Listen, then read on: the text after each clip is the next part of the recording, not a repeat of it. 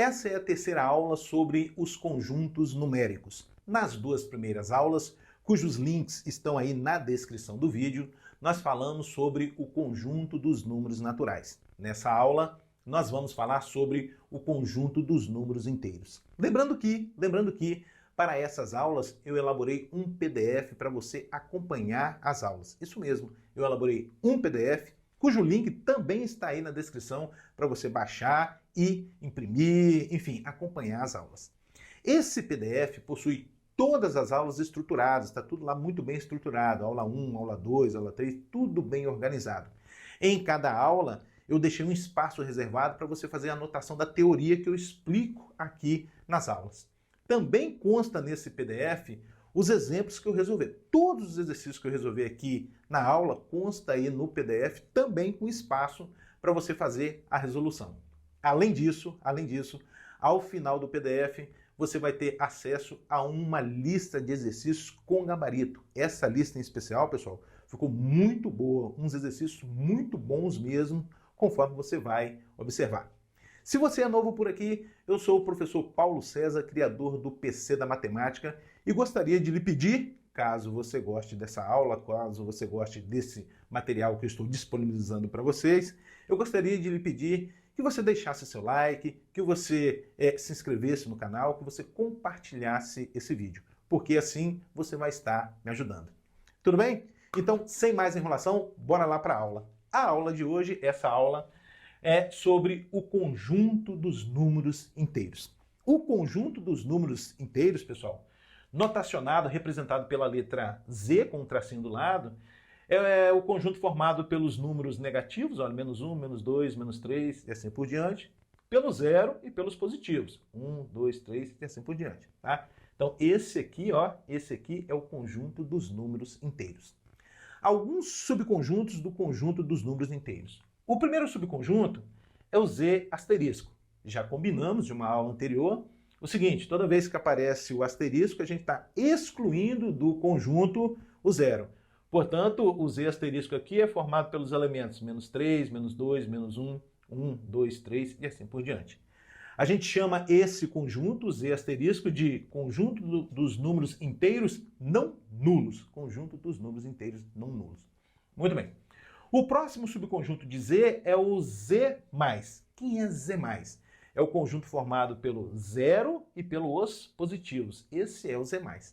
Eu não posso dizer que esse conjunto aqui, pessoal, é o conjunto dos números inteiros positivos, porque o zero não é positivo, na verdade. O zero não é nem positivo nem negativo. Não dá para eu dizer, não dá para eu chamar esse conjunto de conjunto dos números inteiros positivo. Mas, como nenhum dos seus elementos é um número negativo, a gente chama esse conjunto de conjunto dos números inteiros não negativos. Olha que bacana. Vamos lá. Próximo subconjunto é o Z mais asterisco. É o conjunto de cima sem o zero. Aqui sim, olha só, esse conjunto possui apenas números positivos. Portanto, a gente vai dizer que o Z mais asterisco é o conjunto dos números inteiros positivos. Tudo bem? Próximo subconjunto é o Z-. Quem é o Z-? É o conjunto formado pelo zero e pelos números negativos. Na mesma linha de raciocínio, não dá para eu dizer que esse conjunto aqui é o conjunto dos números inteiros negativos. Por quê? Por causa do zero. O zero não é negativo. Mas a gente observa que nenhum dos elementos desse conjunto é positivo. Portanto, a gente chama o Z- de conjunto dos números inteiros não positivos. Tudo bem? Bom, por fim, o Z menos asterisco é o conjunto anterior sem o zero. Ó, menos 3, menos 2, menos 1. Esse conjunto, sim, só possui números negativos e, portanto, o nome dele é conjunto dos números inteiros negativos. Tudo tranquilo, pessoal? Uma observação.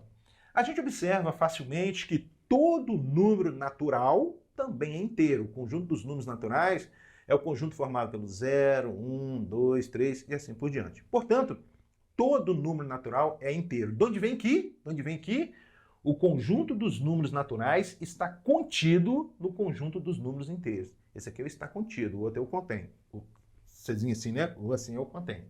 O conjunto dos números naturais está contido no conjunto dos números inteiros.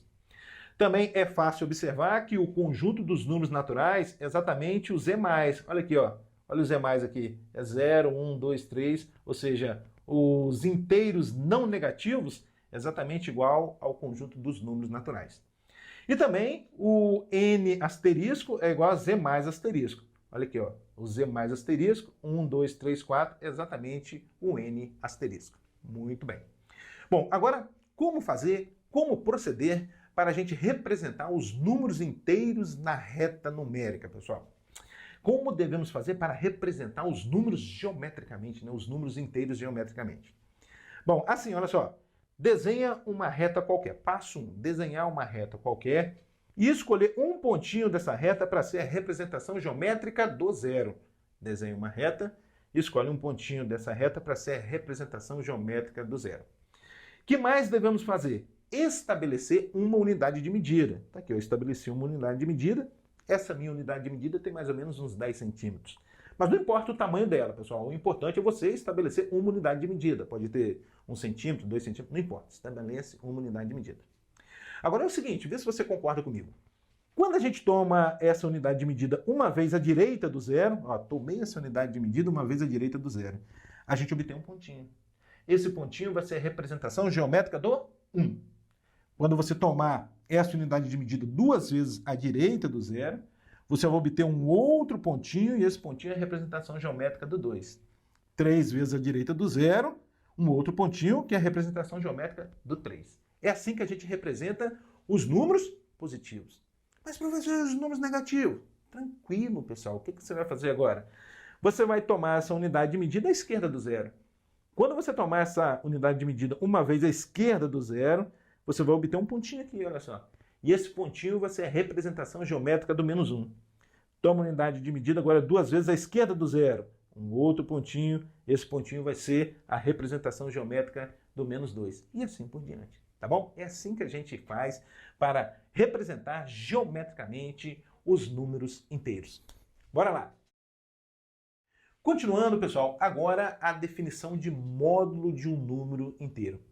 É claro, pessoal, que essa definição depois ela vai se estender quando a gente estiver estudando lá o conjunto dos números reais, a gente vai escrever módulo de um número real. Mas como o nosso universo, o universo aqui dessa aula é o conjunto dos números inteiros, é por isso que eu escrevi módulo de um número inteiro. Por definição, módulo de um número inteiro x, notacionado entre barras assim, ó, uma barrinha, como é que você vai ler? Módulo de x, módulo do número x, por definição, vai ser o próprio x se esse x for um número maior ou igual do que zero. E vai ser o menos x você deve encarar como sendo o oposto de x, se x é um número menor do que zero. Essa é a importantíssima definição de módulo de um número inteiro. Módulo de um número inteiro é ele mesmo, é esse mesmo número inteiro, se ele for um número maior ou igual do que zero. O oposto dele se ele for um número menor do que zero. Alguns exemplos para clarear as ideias. Olha só. O módulo de, por exemplo, o módulo de 3. O módulo de 3, tendo em vista que 3 é um número maior ou igual do que zero, o módulo dele é ele mesmo. Então, o módulo de 3 é 3. Olha aí que bacana. Bom, mais um exemplo. O módulo de 0. Opa, um módulo de 0 é o próprio zero. Não é verdade? O módulo de 0 é 0.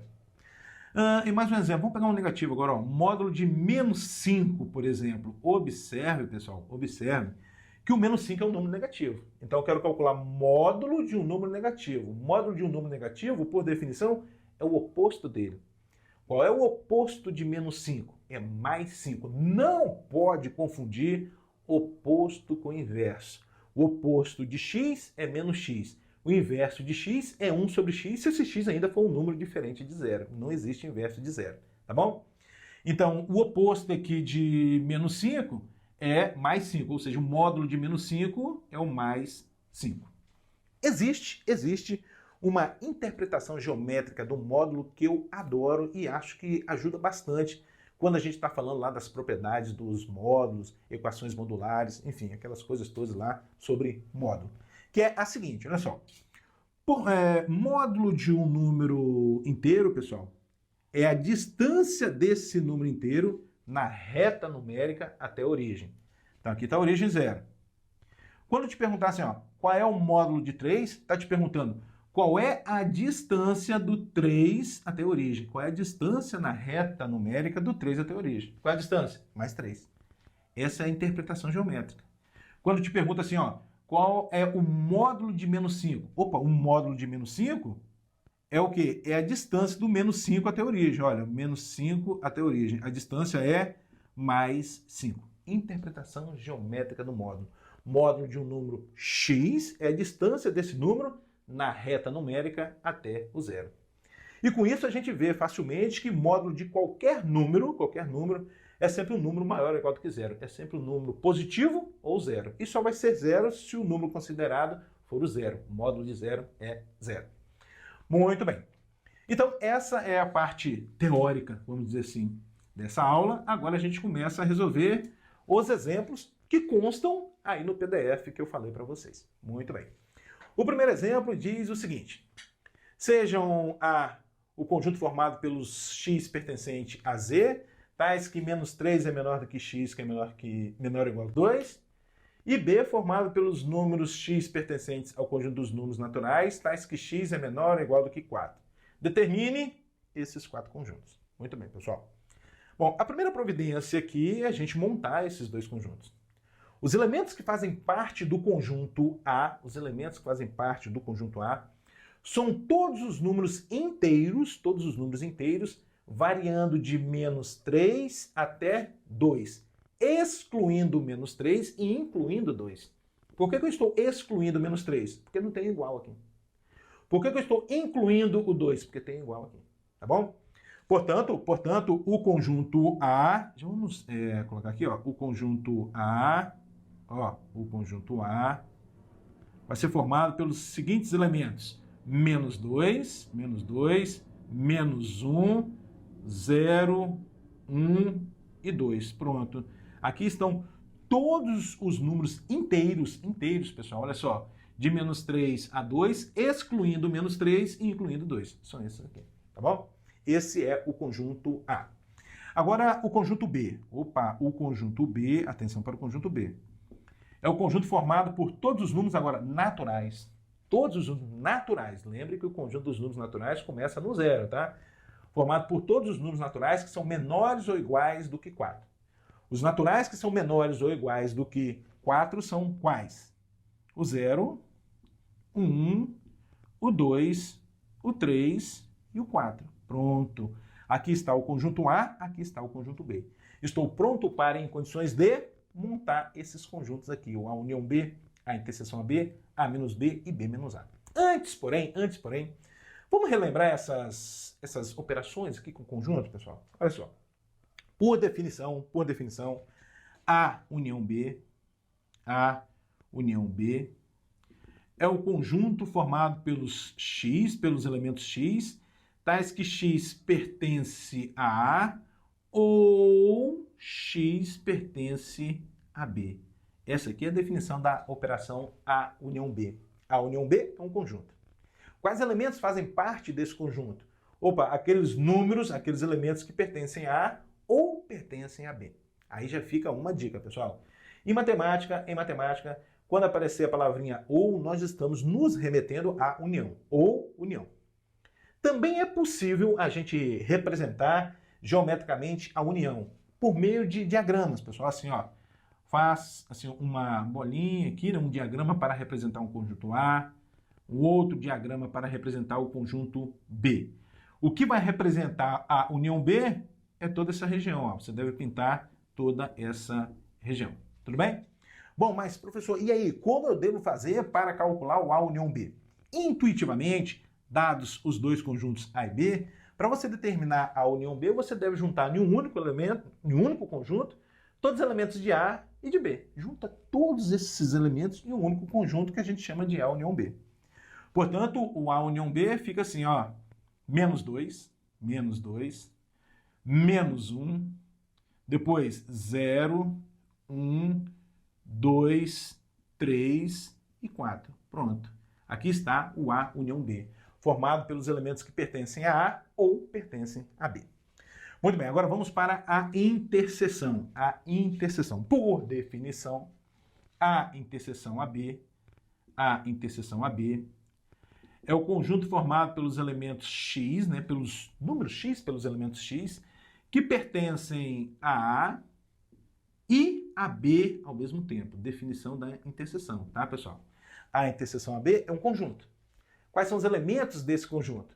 Os elementos que pertencem a A e a B ao mesmo tempo. Aí fica outra dica. Em matemática, a palavrinha e, né, nos remete à interseção, ou união e interseção.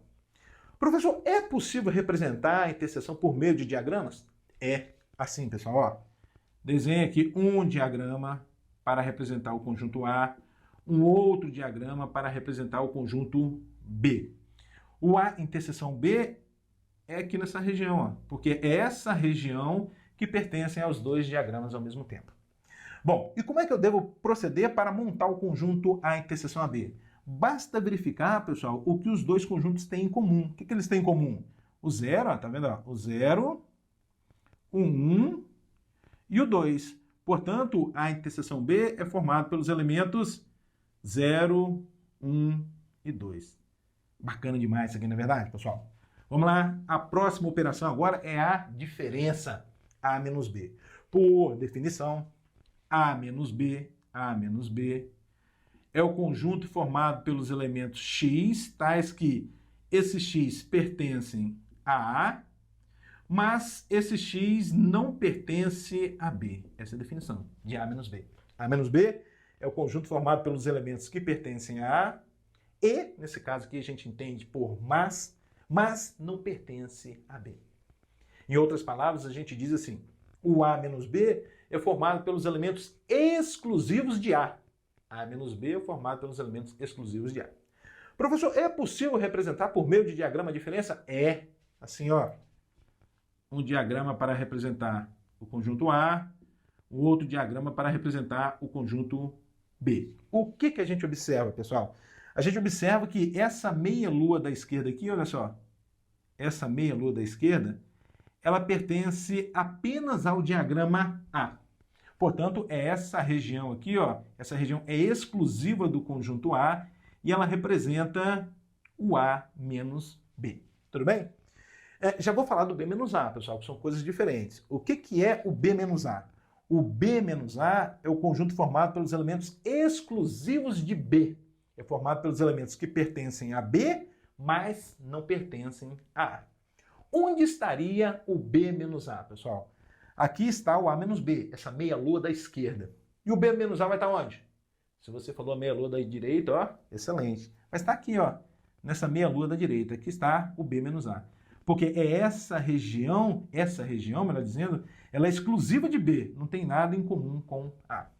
E como proceder, por exemplo, para calcularmos o A menos B? Assim, pessoal, ó, você deve vir no conjunto A, você vem no conjunto A e tira do conjunto A a interseção com o conjunto B. Qual é a interseção com o conjunto B? É 0, 1 e 2. Portanto, o A menos B vai ser o quê? Menos 2 e menos 1. Aqui está o A menos B. Menos 2 e menos 1. Bacana, não vai se perder. O A menos B, eu vou no conjunto A. Agora eu quero calcular aqui o B menos A. Eu vou onde? No conjunto B. Qual é a ideia? É tirar aqui do conjunto B o que pertence ao conjunto... É tirar a interseção com o conjunto A. O que tem em comum aqui no conjunto B com o conjunto A? 0, 1, 2. Então você tira o 0, 1, 2, vai sobrar o quê? 3 e 4. É o B menos A. 3 e 4. Excelente. Agora, o exemplo 2 diz o seguinte. Dados os inteiros A igual a menos 3 e B igual a 2, determinar esses valores aí. Então vamos lá, pessoal. Bem devagar, com todos os detalhes, para que todos acompanhem. Bom, eu quero calcular aqui no item A o módulo de A, ou seja, eu quero calcular o módulo de menos 3. Porque o A aqui é menos 3, na verdade, ó, o A é menos 3. O que nós combinamos? Módulo de um número negativo é o oposto dele. E o oposto de menos 3 é mais 3. Pronto, aqui está o módulo de A.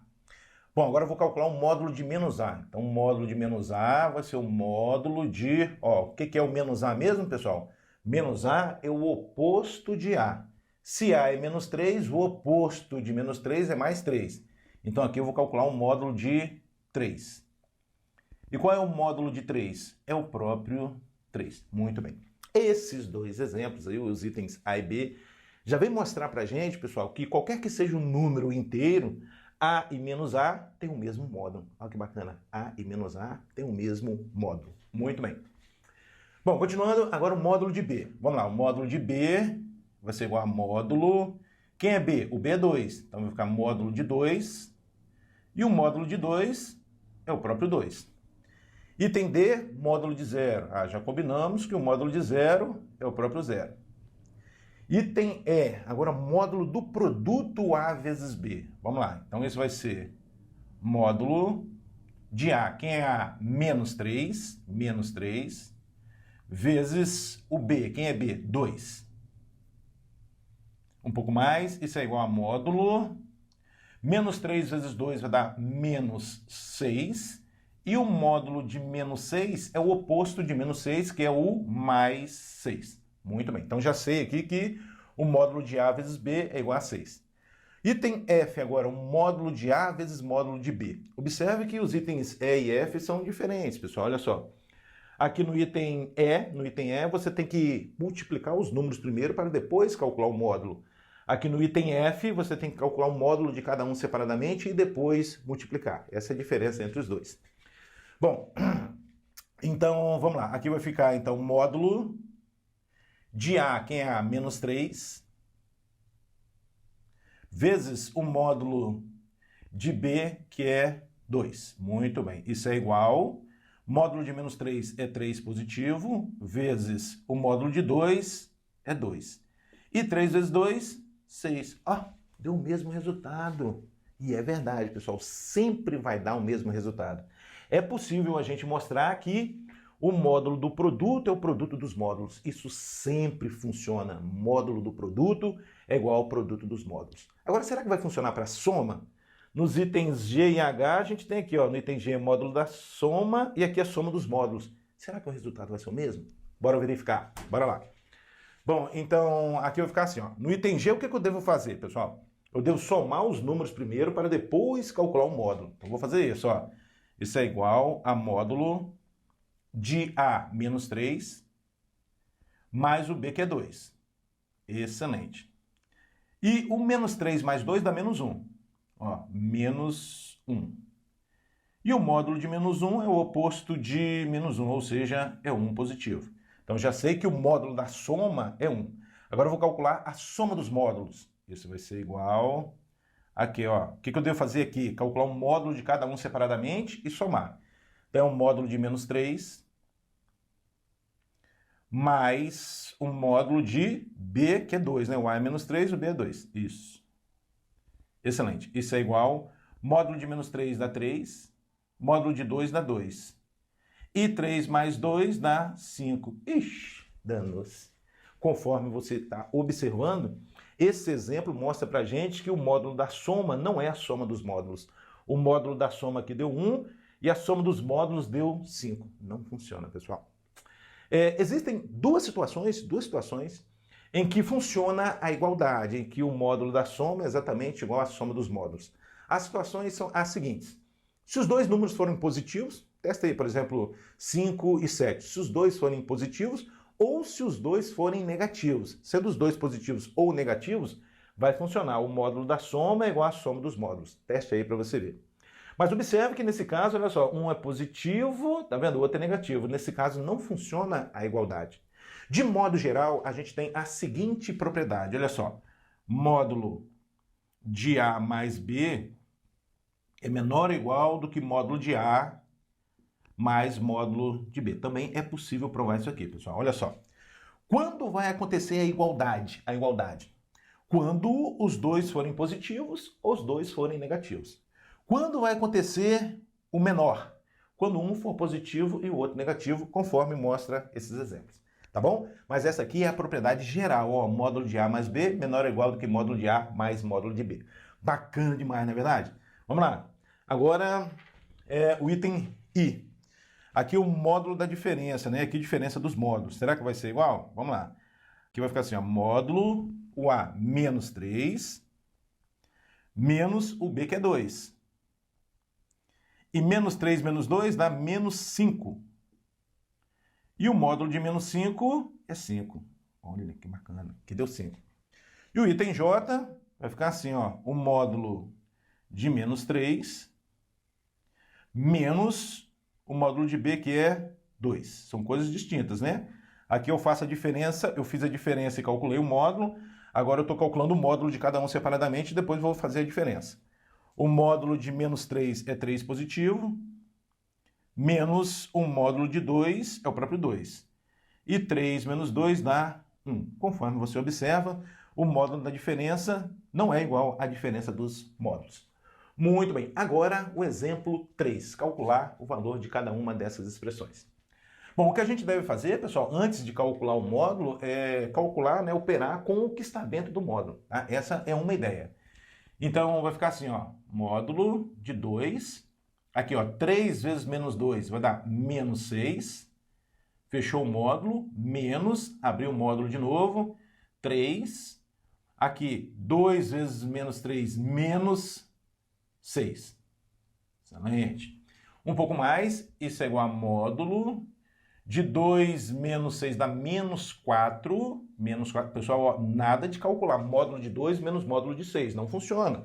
Está mostrado aqui nos itens I e J. O módulo da diferença não é a diferença dos módulos. Você tem que operar com o que está dentro do módulo para depois, então, obter um resultado e calcular o módulo desse resultado.